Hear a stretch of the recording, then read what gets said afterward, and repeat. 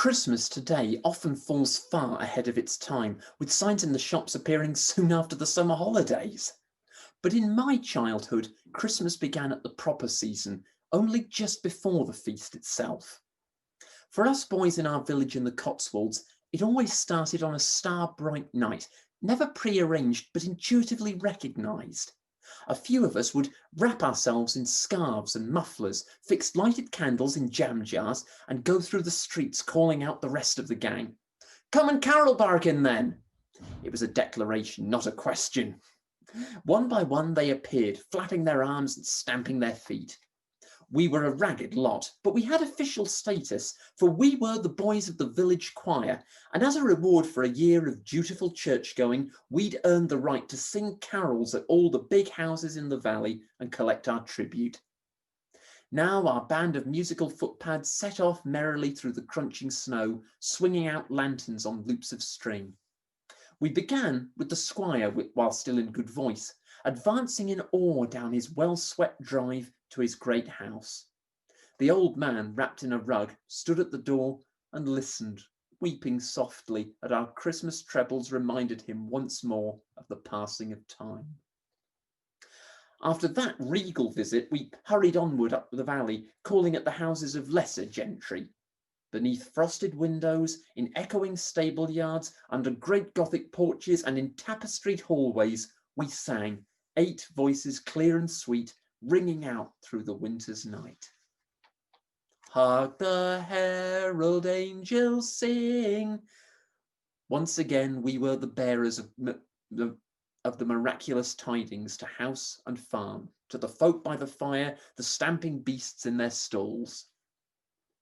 And at each house, when we'd finished, we were rewarded with handfuls of coppers, hot mince pies, tangerines, gifts as precious as gold or myrrh. Next day was Christmas Eve, with preparations at a climax. The kitchen walls shone with reflective snow, icicles curtained the steaming windows. As soon as we'd finished breakfast, the table was cleared for the ceremonial mixing of the pudding. A formal ritual only, for Mother had thoroughly mixed it already, but now each of us had to stir it for luck. It stood rich and raw in its china basin, packed with currants, raisins, nutmeg, ginger, and other musky, indefinable spices. We each gave the mixture a solemn stir, made a secret wish, then took a long, hard lick at the spoon. I remember well that voluptuous taste of suet and oriental bazaars, together with a faint flavour of pudding cloth. Christmas in the country meant feasts and fires, a few brief days of excess when even the poorest among us would confront the stern gods of winter with the bravest possible show of good living. Everybody was busy this morning, chopping wood, carrying in logs, or sitting on the doorstep plucking ducks or geese. Now the time had come for us to go up to the woods and collect leaves for decorating the house.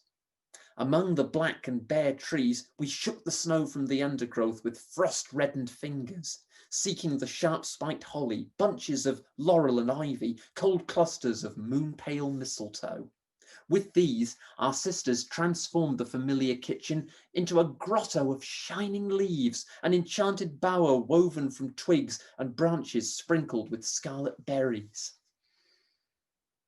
After tea, as darkness fell, we put on our coats and scarves and trooped off with Mother to the town, several miles down the wind-whipped valley. We always left the buying of our presents to this 11th hour as part of this season's dramatic crescendo, joining the rest of our neighbours who were all now heading from the shops to catch the last glitter of Christmas Eve. The tiny gaslit stores were gold caverns in the dusk, bursting with festive goods. We children gazed a while at the grander toy shops, those with stuffed tigers and life-size dolls, but ended up, as always, at Piper's Bazaar, the most magical place in town. In this glittering emporium were presents for all the family, rings, necklaces and brooches for 1 penny each, tiny tea sets and dollhouse furniture, tin soldiers, cannons, paints and puzzles, Chinese lanterns and devil masks. For my mother, I bought the best in the shop, a brass-framed photograph of Lily Langtry for sixpence. Home again, with the oil lamps and the candles lit, we stowed our presents away in the backs of cupboards or behind loose boards in the wash house. Later that night, a cousin who worked in the woods would leave a splendid Christmas tree at the door. We would haul it inside, plant it in a bucket, and smother it with Chinese lanterns, mysterious and sparkling, still dripping with melted snow, its feathery branches filling half the kitchen. This tree was our Christmas crown.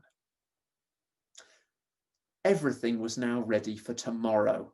There was nothing to do except go to bed, curl up in our blankets and wait, each with his long stocking hanging on the bedpost, empty. Would there be a flash of red in the window? A snow glint of beard and ermine? A whisper of sleigh bells on our rooftops as Father Christmas made his benevolent entrance? We suspended judgment and kept an open mind. And when it happened, it was like the opening of a flower in the dark, the sudden ripening of fruit on the bough. A minute ago, there was just the limp dead stocking. Now it hung heavy, bulging with gifts. Of all moments in childhood, this must remain the most haunting, most unforgettable.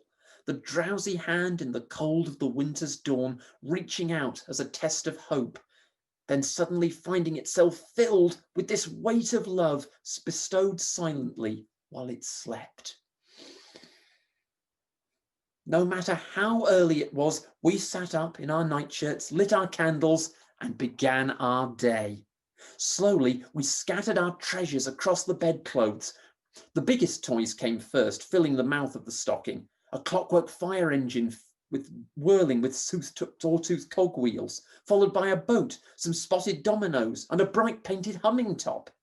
Here and there among this procession of simple toys, you'd find a wrapped bullseye, a Brazil nut, a russet apple, a couple of figs, or a tangerine.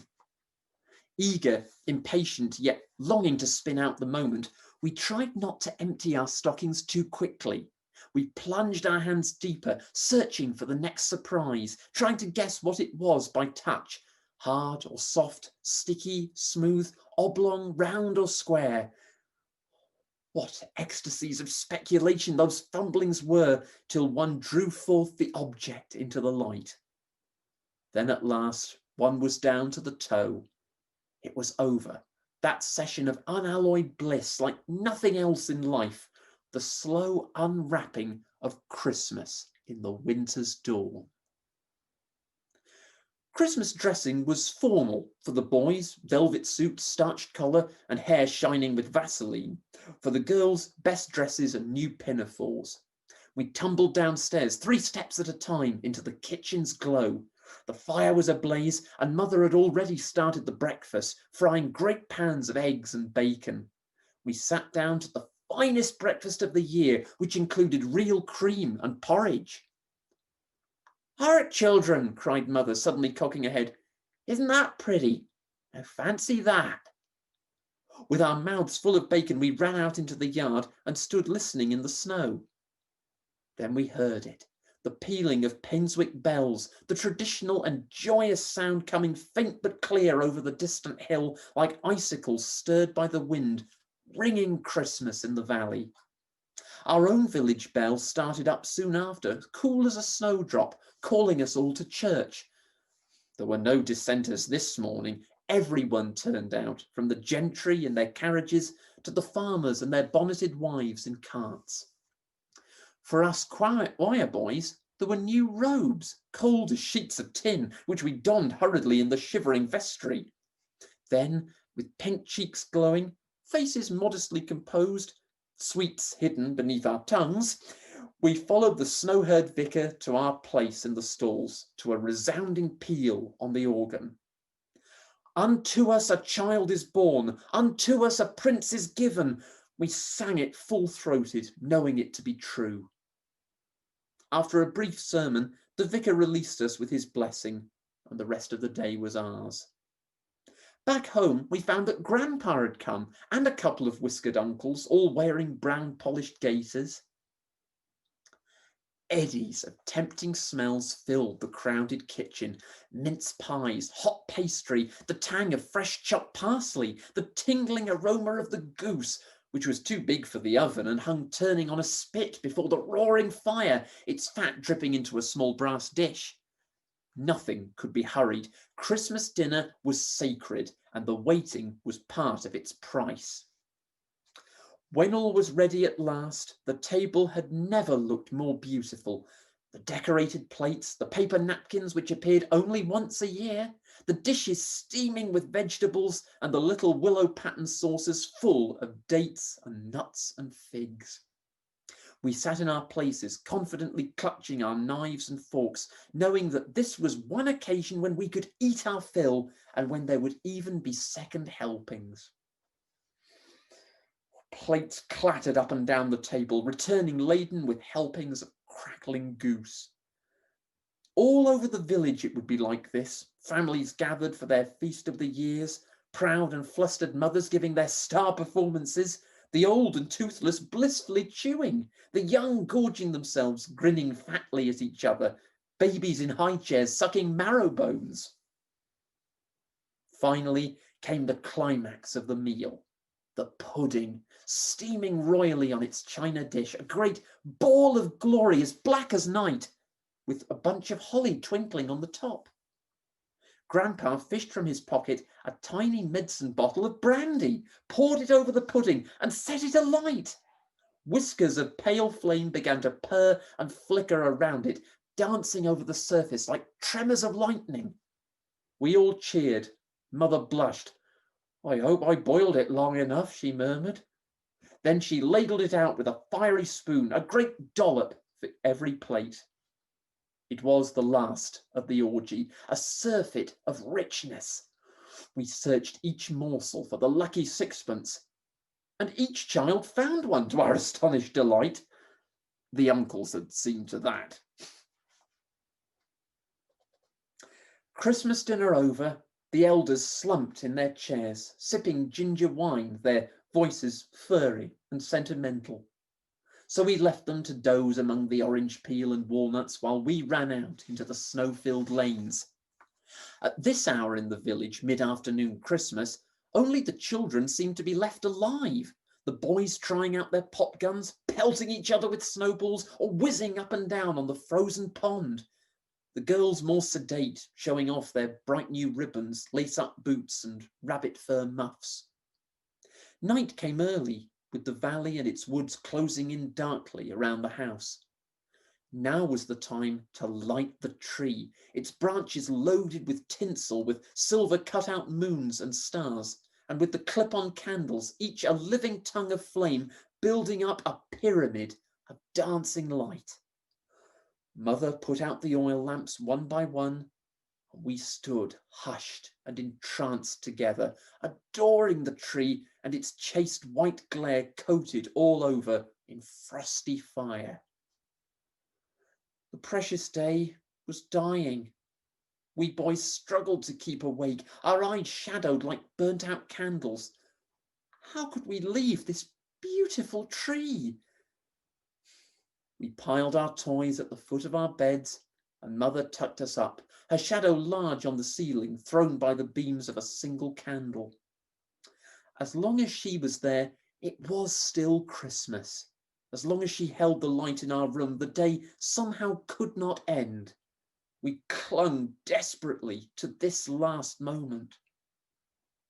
Then Mother left us, and the angle of the candlelight grew narrower on the wall, and finally went out, closing this day forever.